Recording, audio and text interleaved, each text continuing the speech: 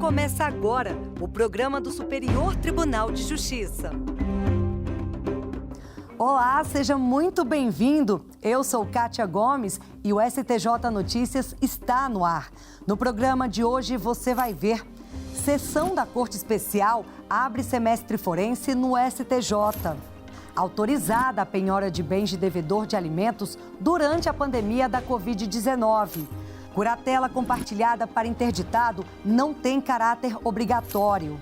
E mais, novo podcast do STJ divulga a jurisprudência do tribunal explicada pelos próprios relatores. O STJ Notícias começa agora.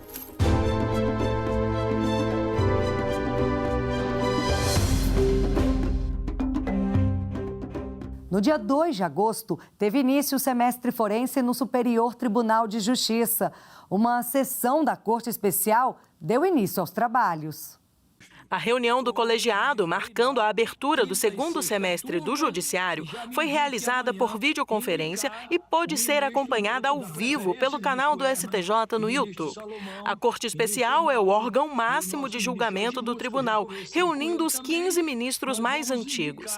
As sessões são conduzidas pelo presidente do STJ, ministro Humberto Martins. No discurso de abertura, o ministro-presidente deu as boas-vindas e destacou o trabalho que vem sendo realizado pelo tribunal. Tem o STJ, o nosso tribunal, se notabilizado como um dos mais produtivos, não do Brasil, mas do mundo, e avança continuamente em eficiência, celeridade, qualidade e excelência. Durante o período de férias dos ministros, em julho, o presidente, ministro Humberto Martins, e o vice-ministro Jorge Mussi analisaram todos os processos que foram distribuídos, totalizando 9.793 decisões e despachos proferidos. Neste semestre que se inicia, recursos repetitivos com impacto em milhares de processos por todo o país, casos criminais envolvendo agentes políticos e julgamentos sobre questões inéditas nos mais variados ramos do direito estão na pauta para serem julgados. Ainda sem data prevista, a Corte Especial vai analisar o recebimento de denúncia contra o governador do Amazonas, Wilson Lima, do PSC, por supostamente ter desviado recursos públicos ao comprar respiradores de empresas que não eram do ramo. Outro destaque será julgado pela quarta turma, que vai decidir sobre a incidência ou não da taxa Selic nas dívidas civis, especialmente quando relacionadas a reparações de danos contratuais e extracontratuais. O tribunal decidiu que fixação de curatela compartilhada para interditado não tem caráter obrigatório. Entenda. Diferente da guarda compartilhada de filhos, a adoção da curatela compartilhada de pessoa interditada não é obrigatória para o juiz, mesmo que haja pedido dos interessados, pois o Código Civil estabelece que a Justiça poderá e não deverá fixar o compartilhamento. Com esse entendimento, a terceira turma do STJ negou o provimento ao recurso especial de um interditado e manteve o acórdão do Tribunal de Justiça de Mato Grosso, que confirmou a interdição e nomeou a mãe do interditado como curadora definitiva. Para o colegiado, ao decidir sobre a concessão da curatela compartilhada, o juiz deve levar em conta o interesse e a aptidão dos candidatos e a constatação de que a medida é a que melhor resguarda os interesses do curatelado. Por meio de recurso especial, o pai do interditado, que também é o curador provisório e advogado, alegou que seria obrigatório que ele fosse ouvido para se manifestar sobre a adoção da curatela compartilhada. Também defendeu a reforma do acórdão do Tribunal Estadual, entre outros motivos, porque o Ministério Público não participou da audiência de interrogatório e não houve a intimação pessoal do curador provisório. A ministra Nancy Andrighi, relatora do recurso, explicou que nos autos ficou comprovado que o Ministério Público foi devidamente intimado, mas deixou de se manifestar. Em seu voto, a ministra também afirmou que, de acordo com o princípio do melhor interesse, o compartilhamento foi desenvolvido pela jurisprudência para facilitar o desempenho da curatela, ao atribuí-la a mais de um curador. Ao manter o acórdão do Tribunal de Justiça, a relatora ainda lembrou que a curatela compartilhada não chegou a ser formalmente pleiteada pelo curador especial durante a tramitação do processo em primeiro grau, só sendo reivindicada quando o processo já estava em fase de apelação. A terceira turma do STJ autorizou a penhora de bens de devedor de alimentos enquanto for vedada a prisão civil em função da pandemia da Covid-19, sem mudança de rito. A reportagem é de Marina Campos. A lei brasileira deixa claro, quando chega ao fim um relacionamento, os cônjuges separados contribuirão na proporção de seus recursos para a manutenção dos filhos.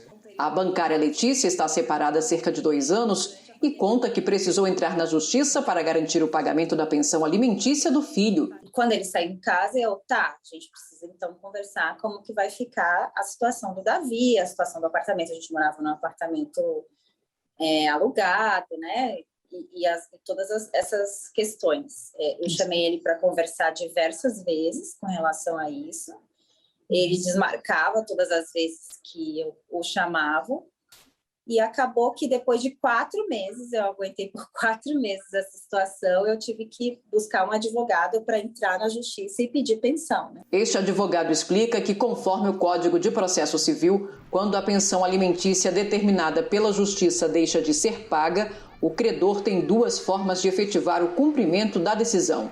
Ou se adota o rito da prisão civil ou da constrição patrimonial, que prevê a penhora de bens. No primeiro rito, chamado rito da prisão, o devedor ele é intimado para pagar em 3 dias e, caso não pague, será determinada a sua prisão pelo período de 1 a 3 meses.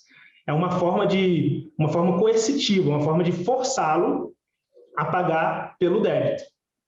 A segunda forma, o segundo procedimento seria pelo rito da constrição patrimonial. Neste não há prisão do devedor, mas apenas busca de bens em seu nome para garantir, para pagar aquela dívida de alimentos. Mas em razão da pandemia da Covid-19, o Tribunal de Justiça do Distrito Federal, em julgamento de um habeas corpus coletivo, suspendeu a prisão de devedores de alimentos no DF.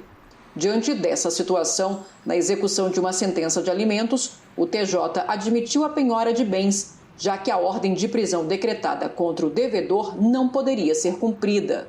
O devedor recorreu ao STJ, alegou, entre outras coisas, que não seria possível a acumulação de ritos com procedimentos diferentes na execução de alimentos e que a mudança de rito da prisão para a penhora não poderia ser decidida de ofício pelo judiciário sem requerimento expresso da parte credora. Ele pediu a reforma do acórdão do TJDFT para que fosse reestabelecida a decisão do juízo de primeiro grau que negou o pedido de penhora. O relator do recurso, o ministro Marco Aurélio Belize, explicou que se o devedor está sendo beneficiado de forma excepcional com a impossibilidade de prisão civil, inclusive em regime domiciliar, por outro lado, é preciso evitar que o credor seja prejudicado com a demora na satisfação dos alimentos de que necessita para sobreviver. Por isso, a terceira turma estabeleceu que, enquanto durar a impossibilidade de prisão civil do devedor de alimentos no Distrito Federal, é possível determinar a penhora de seus bens sem que haja a conversão do rito processual da prisão civil para o da constrição patrimonial. O ministro esclareceu ainda que, após o fim da pandemia, caso a penhora de bens tenha sido suficiente para o cumprimento da obrigação alimentar, a Justiça não poderá determinar a prisão civil do devedor. A Rede Globo vai ter que indenizar o autor de vinheta famosa usada nas transmissões esportivas da emissora. Veja por quê. A terceira turma do STJ garantiu a José Cláudio Barbedo o direito de ser indenizado pelo uso da vinheta Brasil Will Will Will, marca das transmissões esportivas da Rede Globo. A decisão limitou o alcance retroativo da indenização aos 3 anos anteriores ao ajuizamento da ação, que ocorreu em 2011. De acordo com os ministros, a Lei 9.610 permite que a autoria de obra artística seja reivindicada a qualquer tempo, mas a jurisprudência estabelecida pelas turmas de direito privado do STJ, a pretensão de reparação de danos decorrentes de afronta a direito autoral, prescreve em 3 anos. O ex-funcionário, autor da ação contra a Globo Comunicação e Participações, reivindicou o reconhecimento da autoria da vinheta e a indenização pelo uso não autorizado. O Tribunal de Justiça do Rio de Janeiro negou o provimento a agravo de instrumento da Rede Globo e manteve decisão do juízo que afastou a alegação de prescrição, por entender que a pretensão da ação era totalmente amparada no direito moral de autor e, portanto, imprescritível a despeito dos reflexos patrimoniais. No recurso especial apresentado ao STJ, a Globo defendeu a tese de que a pretensão do autor estaria integralmente prescrita, pois desde a data da alegação da criação da obra, em 1969, já teriam se passado os 5 anos previstos no Código Civil de 1916. A terceira turma deu provimento em parte ao recurso especial da Rede Globo para reconhecer a incidência do prazo prescricional trienal, tão somente sobre a pretensão indenizatória deduzida pelo autor.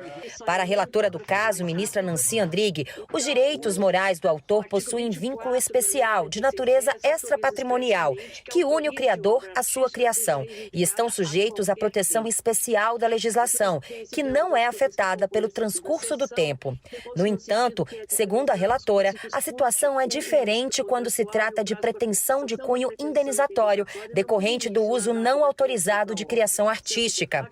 A ministra explicou que quando há violação continuada, mediante a prática de atos que se sucedem no tempo, como ocorreu na hipótese em julgamento, a prescrição não pode ter início na data da criação da obra, mas sim quando da prática de cada ato violador do direito reclamado.